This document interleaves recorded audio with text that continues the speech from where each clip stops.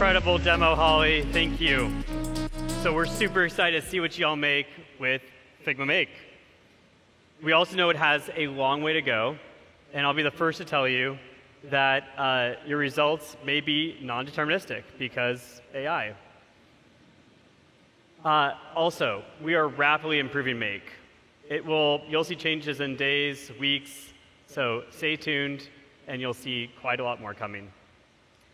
Make will be rolling out to everyone on a full seat over the next few weeks. And in the beta period, Make will be free with some usage limits if you're going above and beyond. And when we exit beta, Make will be a paid product. So far this morning, we've shared updates for how you improve, design, build websites and products. But we know that's not all that you use Figma for.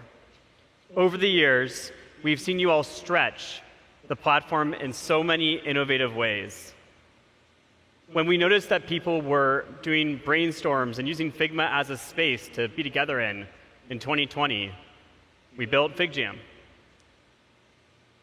And when we saw that so many of the files in Figma Design were actually slide decks, we built Figma Slides.